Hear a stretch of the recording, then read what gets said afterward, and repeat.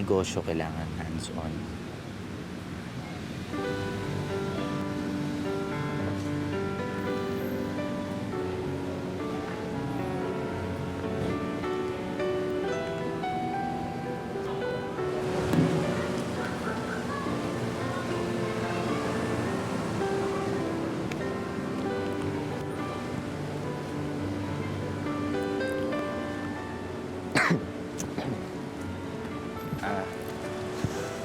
I'm sorry, pinapasok ng head waiter niyo kagad. Tungkol ba yan sa gusto ng lola mo? Balik muna ako sa kitchen. Salamat. Nakapag-desisyon ka na ba?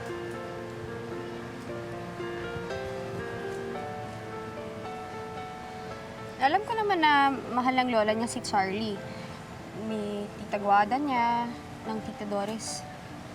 Pero makakasigurado ba ako na hindi siya sasaktan ng asawa mo? Hindi naman ganun si Phoebe. At nakasiguro ako na secure siya sa kung ano siya ngayon sa buhay ko. Baka naman gawin niyo lang panakipbutas si Charlie habang hindi pa nanganganak si Phoebe doon sa ikalawa niyang anak. Alam mo, kahit makailan pa kami ni Phoebe, hindi mo babago yung pagmamahal ko kay Charlie.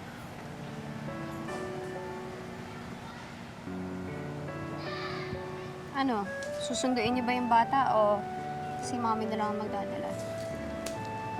Kahit ako pa magsundo sa kanya palagi. Salamat,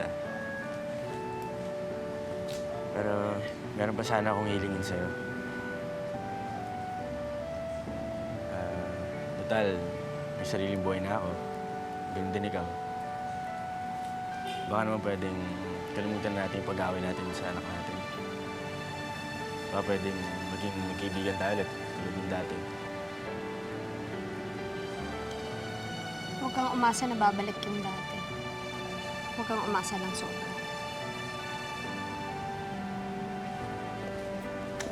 Andyan si Rosa Camila, kaya lang nag-uusap sila ni Carlito. Nag-uusap na naman ba sila? Tungkol sa anak nila. Magla-lunch ka ba dito? Hindi. Gusto ko lang sana sabihin na gusto ko dito gawin yung birthday ko. Intimate dinner lang with friends and families. Sure. Walang problema yun. Meron ka ng magandang discount, tapos ako mismo yung gagawa ng cake. Ay, Regalo thank you, na namin ni Rosa Thank Camila you. para sa iyo. Thank you. Yeah, thank you. Rosa Camila, dito pala mag-celebrate si Lucinda ng party niya eh. Talaga? Kailan nga ba yun? Sa Friday. Carlito, kumusta ka na? Okay naman, ito, makakatatlo na. Kaininis na. Wala pa rin. Anyway, invite kita sa birthday ko sa Friday. Punta ka Rosa Camila, okay lang ba? Ay, oo naman. Ikaw naman yung may birthday, tsaka ikaw naman yung nag-umida, diba? Sige, makarating naman ng asawa ko.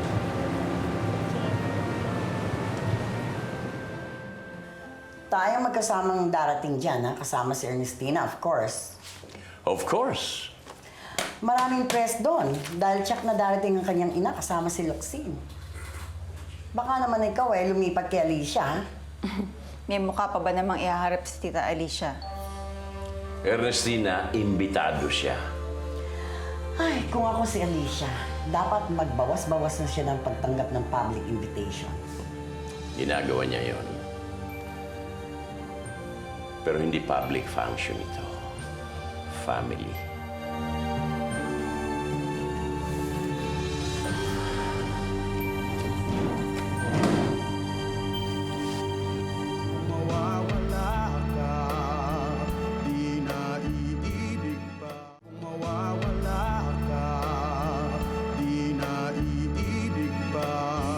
Ayokong makaharap si Daddy.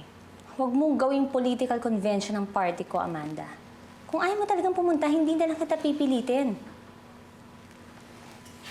Amanda, baka naman natatakot ka lang kay Daddy.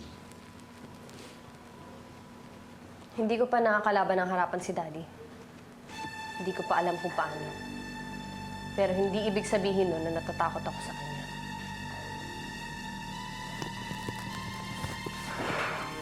Lucinda. Mahal.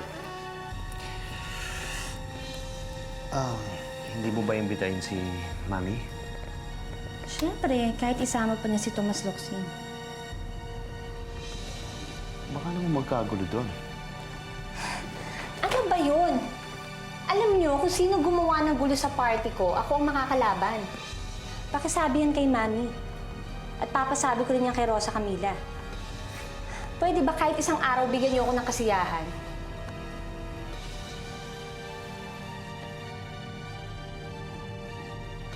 Alam mo, hindi na lang ako pupunta siguro.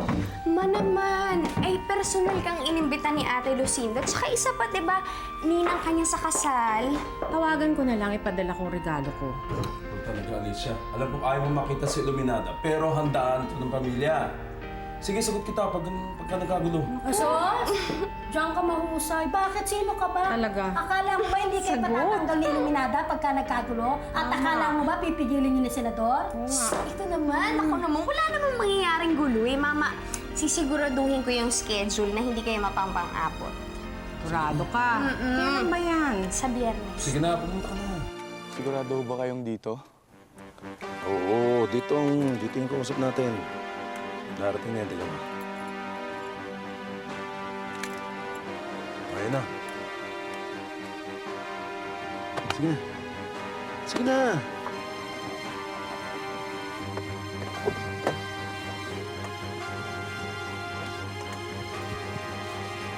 Sige na.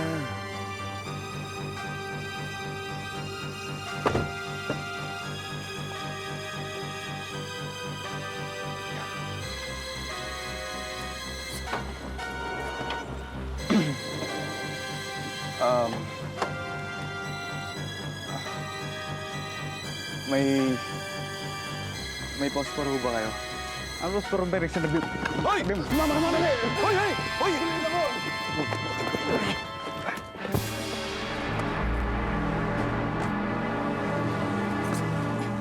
Amanda, binigay ko kay Rhea lang ibang trabaho mo.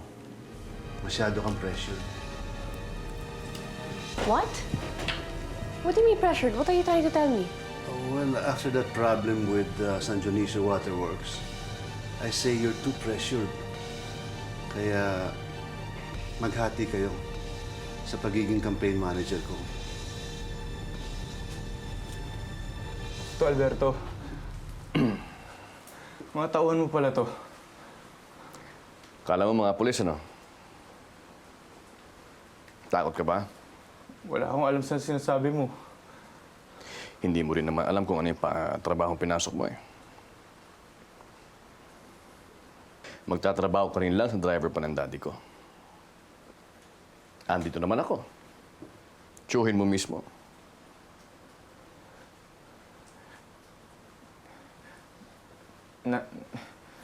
Nasa security staff ako ng daddy. Kasama ho ni Itay. Eh bakit ikaw ang ginagawa nilang frontline sa lahat ng mga dedikadong trabaho? Mag-isip-isip ka, bata. Alamin mo kung kaninong mo gustong kumampi. Si Paloma, pagkabalik niya galing sa Amerika, titira dito. Gusto mo bang magkahiwalay pa kayong dalawa? Kaya si Ate Lucinda naiipit. Siyempre, hindi naman pwedeng hindi niya imbitahan yung dalawang pamilya kahit ayaw niya. Sa lahat ng magkakapatid, siya lang yung hindi pumasok sa politika, no? Hindi, she tried. Pero hindi daw niya talaga kaya. Masyado kasi yung transparent si ate sa mga bagay-bagay. Napansin ko nga yan. Parang ang dami mong napapansin sa kanya. Nagkwento nga siya sa akin, sabi mo daw, may kamukha daw siya. Sino yun? Huwag na.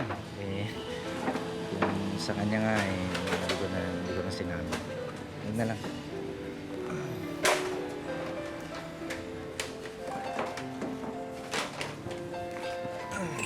Di ba dapat wala kang tinatago sa akin?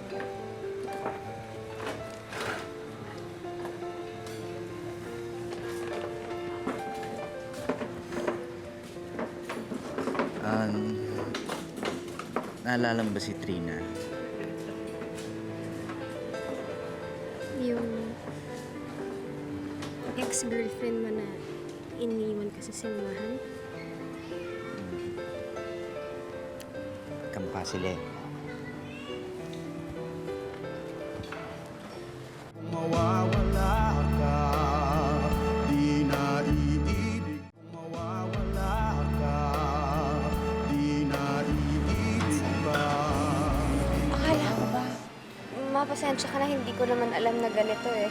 Siguro lalabas na lang ako. Tita Alicia, it's too late. Baka minsan mahanap natin yung tao. Sige, ilayo mo na lang kami dun sa bandang dulo. Sige, ako nang bala.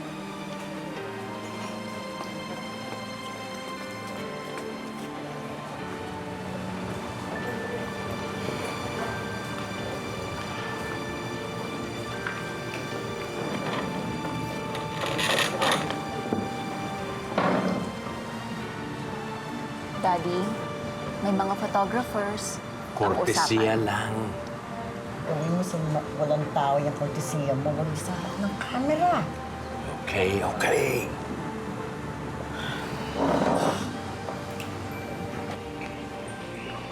Daddy, Mommy, this is my party.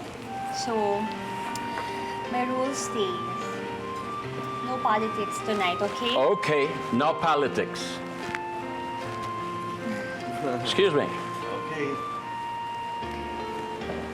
Happy birthday, dear Lucinda. Thank you. You know my husband, right? Already met your husband. Right, Mr.?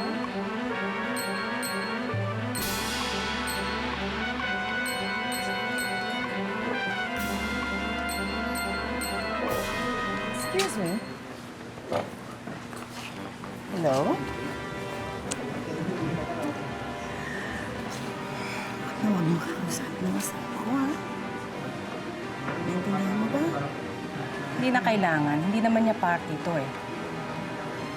At ikaw, Ernestina, sa pangkanti po sa apo ko, hindi lang sa bunot ang aambutin mo sa akin, ha? Tandaan mo. Excuse me.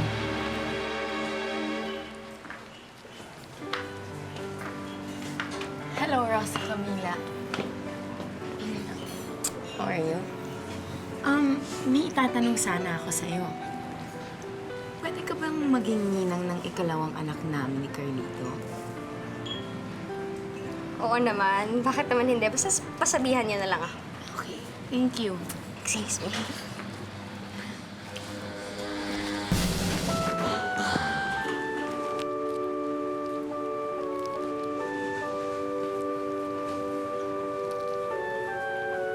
Well, I'm sorry.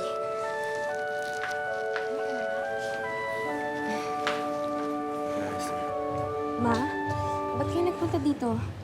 Hindi ko kaya yung mag-inang yun. Talagang baka kung ano magawa ko dun sa mag-inang yun. Ewan ko lang. Hindi ko na kaya, anak. Uwi na lang tayo. Pagpasensyahan niyo naman, matiis na lang tayo.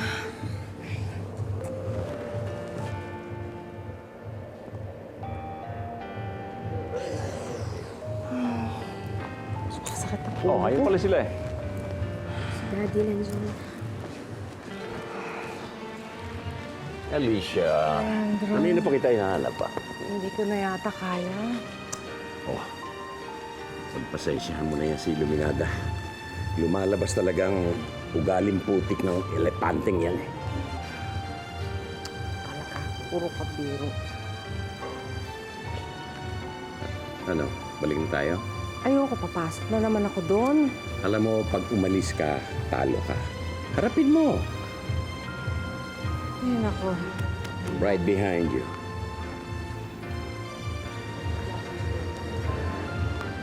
Ay ka lang. Naawa kay Mami eh.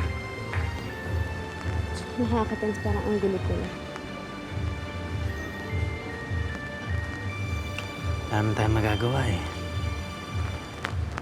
Dito tayo, nasa party tayo. Wala naman tayong magagawa kundi harapin itong mga tao to. Excuse me. Pasensya na. Nasa kami lang gusto ko kasi magpakuha. Mommy, please.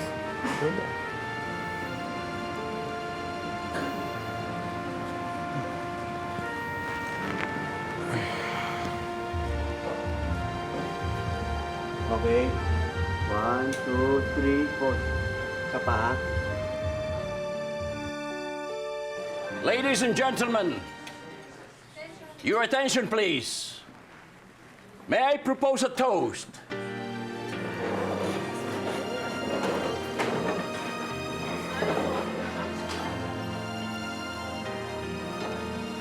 Here's to my daughter Lucinda Montemayor Adorable, who will always be Montemayor, no matter what. Cheers!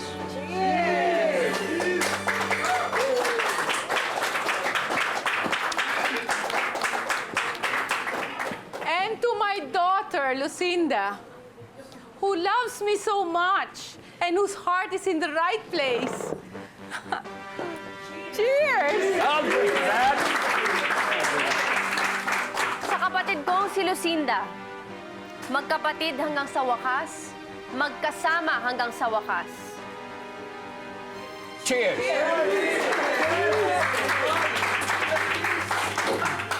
At para sa asawa ko, na palagi kong kakampi. Cheers! Okay! Hindi nyo nirespeto yung kaarawan ko dahil dyan sa mga away nyo! Sinira nyo yung gabi ko!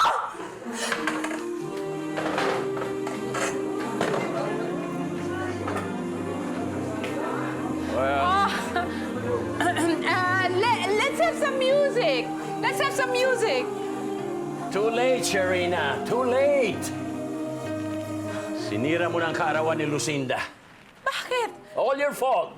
Eh, teka, sinagot ko lang sinagot lang kita! I never asked you a question. Senator Montemayor, binabanaan kita. Never again will you talk to my wife in that manner. She's no longer your property. Property? Si Charina? Ganun na palang palagay sa'yo ng asawa mo.